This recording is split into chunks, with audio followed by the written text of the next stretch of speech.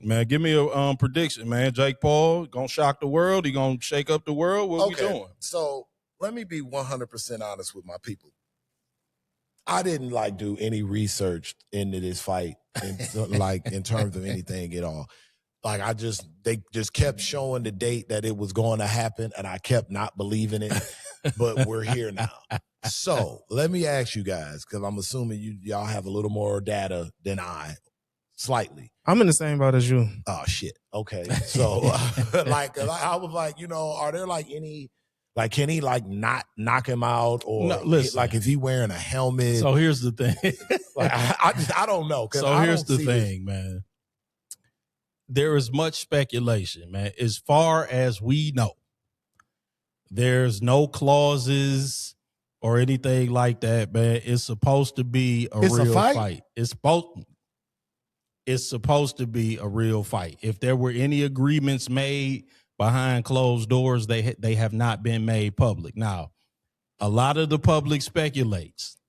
Like if you go on message boards, if you go into the comment section on the boxing scene, that, Anthony Joshua is not going to be able to knock him out or press him. Apparently, Anthony Joshua was asked a question if he was going to knock him out in the first 2 rounds, and Anthony Joshua pushed back on that question and said, well, I didn't say that. And so a lot of people took that and ran with it and was like, see, man, we told you. Because, listen, I, like you, believe that if this is that they fighting in 10-ounce gloves, Anthony, nephew told us before, Anthony Joshua does have the weight clause. He can't weigh over 245 on the night of the fight and all of that. There's no way that's happening. I mean, he might get down to 245. I don't know. Listen, how? Man, I mean, boxers know how to cut weight. But dude, Anthony Joshua just naturally can't be 245 for more than an hour and a half. I mean, right. He'll be 245 to weigh in. I don't think they have a rehydration clause. Oh, they don't? Okay, like I said, I don't know any of the I haven't heard about a rehydration clause. Are they doing the weigh-in the night of the fight? No.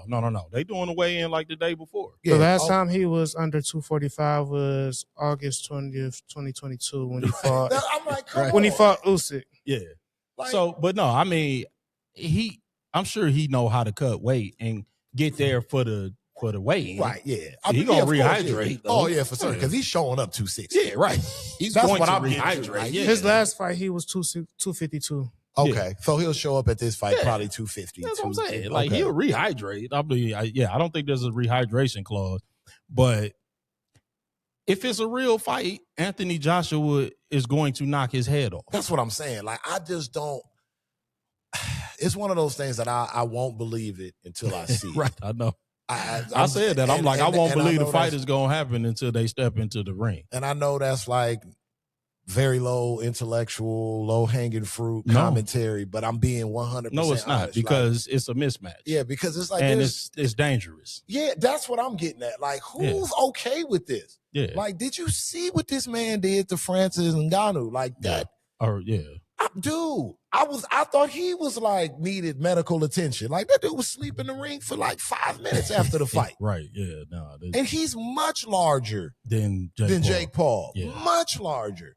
And has taken more beatings than Jake Paul. Yeah. From guys closer to his own size. Like, Jake Paul is a cruiserweight, bro. Dude, this is beyond dangerous. This is like crazy town. Like, this could go from like entertainment to tragedy. Yeah. I mean, no. If all things are, as you say, of on the level. If everything's on the up and up. Like, this could be tragic, and I'm not rooting for that. I don't want to watch that. I don't really like Jake Paul annoys the living hell out of me, but that's just, I think, his goal. I don't want him to get right. Like, I think that's his goal. But I mean, dude, I don't want any harm to befall this. Like, you can root for someone to get knocked out smelling salt, and they go do the post-fight interview with a shiner or maybe some lost teeth. But, dude, his health is seriously on the line if they're really going to fight against Anthony Joshua, dude. This ain't funny. I mean, the worst thing that could happen is it go all 8. That's what I'm saying. That's how people really get hurt. I mean, like, a quick knockout is what it is, because you in there, you get knocked out, you get brought to, and that's what it is. But Like the worst thing that could happen is he just laying heavy shots on you Right. for 8 straight rounds, and then But that's where it gets dangerous because, like, if right, they you do got clauses, brain swelling and all like, of that, oh, yeah, make it look good for the fans. No. Making That's it where look I'm at. good I'm could like, be painful Yeah. for Jake Paul. Like, like that's where you get the brain swelling and the orbital bones getting cracked like up. Anthony Joshua is a champion and gold medalist. Yeah. He didn't get that by practicing pulling punches No. and hitting light or effing around. None of this makes sense, man. And to your point, I kind of hate that it's Jalen Love who's basically backing this as his trainer.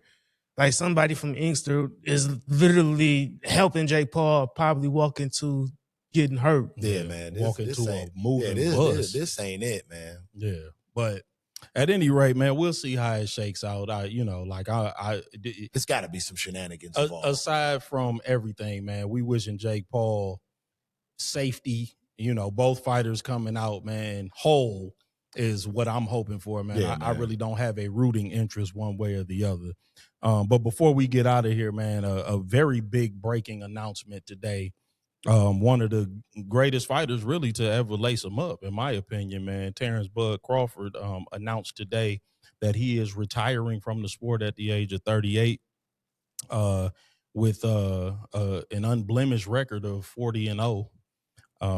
And that was a bit of a surprise, but I mean, not so much. I mean, because finding an opponent at this point was becoming increasingly more difficult. But where do you think he stands in the pantheon of great fighters, man? Is he's definitely one of the greatest fighters that I've ever seen. For sure. And in the fact that I can't remember him being in a close fight. I don't think he's had a close fight. Every fight that I have ever seen him in, he's been decisively ahead the entire fight. He's controlled the fight. Maybe the Sean Porter fight, but then he just, as soon as his Bomac told him he was losing, he just went out there and like knocked him down twice. he just bit down and just, which is still one of the most remarkable things that I've seen. But what say the people's champ, man? Where does Terence Crawford stand in the pantheon of great fighters, man? Bud Crawford, man, definitely. I would definitely say he's an all-time great for sure. Absolutely, Hall of Famer without a doubt. It was just such a good ride watching him finally get his exposure. Yeah, I would say like maybe around like late 2016, 2017. It was it was starting to be like, oh, okay, yeah, this Bud Crawford guy, he's for real. Yep. And in that time, he's taken on all comers. And like you say, he's been pretty much dominant. He's won a variety of ways. He didn't duck anybody. No. All of his fights were entertaining. Yep. He put on a good show, which I think is when you talk about like all-time greatness, especially boxing, because boxing is box office too. Yep. You know what I mean? I think the saddest thing really, well, I wouldn't even say sad. I would say probably the negative outside of he probably got his exposure too late. Yeah, definitely. In his career.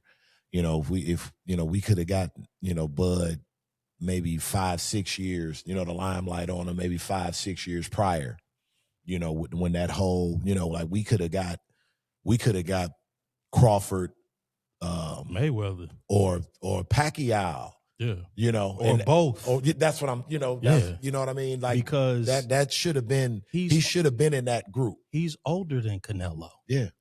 So instead of Mayweather fighting Canelo, or in even at least in that window, yeah, he could have been fighting a Bud in his late 20s. Right. That's what I'm saying. Like that's the sad part. Yeah, about his career. It's like, and imagine that, man. Like the light would have been, the light got on him, a little late, because we, Bud and Triple G in like 2011. Yeah. I mean, you know what I'm saying? When Triple G was still putting cats to bed on a regular basis. Yeah, or Bud and Mayweather in 2014, 2012. so with that said, I mean, I get it. I mean, the guy's 38 years old. I do. Yeah, he just made 50 million. So top of the mountains, not much out there in terms of that. Would I think would be an internal challenge for him that he would feel to get up for. It would just be another day at the office in terms of competition. You know what I mean? Like, who's out there? So I get that. But but again, it just makes me sad because to your, like what we were talking about, we didn't get those fights. Yeah. And it's like, I think going forward, now that he leaves, you know, where does it go going forward? You know, they just released, I think, like the top 15 fighters. Oh, yeah. And I'm looking at, you know, the list, and it's just like, you look at some of the guys that they left off, and it's like, but we won't get to see these guys, you know, go up against each other. And Bud is just another career where it's so many what ifs. Yeah. You know, kind of like how Roy was. And I'm glad he didn't stick around way past his prime. Like, but that's a different issue as to why Roy had to do that and why Bud doesn't have to. Correct. Yeah. You know, that's outside of the ring. But, you know, you just don't, and it's sad with boxing, especially now because you got so many good fighters. Yeah. Where, you know, you can't get the quote unquote super fights across the myriad of divisions like, you know, you may have gotten, you know, 30, 35, 40 years ago. Yeah. You know, that's sad, you know, because there's going to be another, but you look at an Inoue, you know, he's probably going to, when he wraps it up, probably have a lot of what ifs. Yep. You know, the way, hell, Shakur's trending. Yeah. Gervonta's talking about retiring. You get what I'm saying? These guys finish with a lot of meat on the bone in terms of like fights that maybe they could have had to solidify, I guess, quote unquote, legacies. Yep, definitely. What you got now? I mean, to your point, I think that's why Lopez versus Stevenson at the end of next month is just so important, because I think that's going to be the first fight that ushers in this new era of boxing. Amen. And it's going to be the fight that it's the fight that could possibly set the tone for how this next era is going to go, and not just in the general of who's going to be the next man up, but how is the sport shaped? Because like right now, like boxing's at a crossroads. Yes. From not only how the fights are made or who controls who and what platforms, all the TV deals and whatnot. Like it's really at a crossroads right now. And I think how this fight unfolds on January 31st, I think is going to be key to what we see going forward from boxing. Amen. And I'd be remiss, since we're on the subject of boxing, we weren't able to get him on this week because, you know, it's holiday time and schedules do cross paths. But Sunday, yes, the 28th, Motor City Soundboard, my man, Mighty Joe, Josiah Shackelford, will be in the ring closing out 2025. If you need tickets, reach out to Almighty Promotions 313. That's on IG, Almighty Promotions 313. Reach out to Mighty Joe 313 on IG as well. If you need ticket information, again, that is Sunday the 28th at Motor City Soundboard. Check out my man Joe Shack put in work one more time to close out 2025. Yes, indeed.